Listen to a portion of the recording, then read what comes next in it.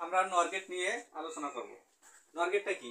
এখানে অর এবং নট দুটো মিলে হচ্ছে নর গেট। এখানে অর গেটের আউটপুট নট গেটের ইনপুট হিসেবে ব্যবহৃত হলে যে গেট তৈরি হয় তাকে নর গেট বলে। এখন অর গেটটা হচ্ছে এটা, ইনপুট যদি এ বি হয়, অর গেট কিসের মতো কাজ করে? যোগ করার মতো। তাহলে আউটপুট হবে কি? এ প্লাস বি। আর নট গেটের ইনপুট হিসেবে যদি ব্যবহৃত হয় নট গেটের ইনপুট, তাহলে এখানে নট গেটে কি বাইর হবে? এ প্লাস বি তারপর নট। তাহলে অর গেটের আউটপুট নট গেটের ইনপুট হিসেবে ব্যবহৃত হলে যে গেটটা তৈরি হয়েছে এটা হচ্ছে নর gate.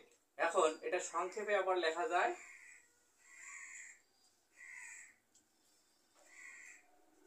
A B A plus B not. এটা হচ্ছে নর গেটের লজিক সার্কিট। এখন এর সত্যক সারণীটি হচ্ছে এরকম।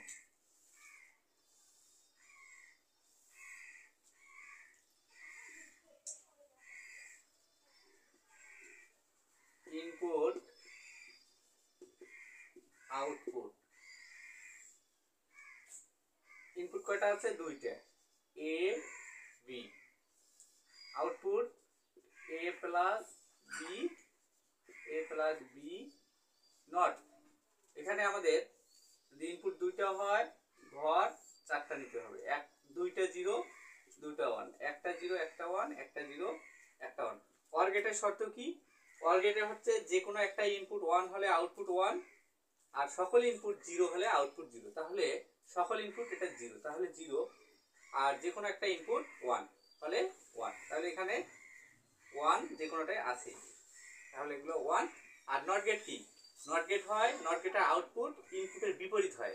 তাহলে ইনপুট জিরো হলে আউটপুট ওয়ান, আর এখানে ওয়ান আছে তাহলে জিরো, ওয়ান আছে জিরো। এটা হচ্ছে নর গেটের সত্যক সারণী আর নর গেটের লজিক সার্কিট।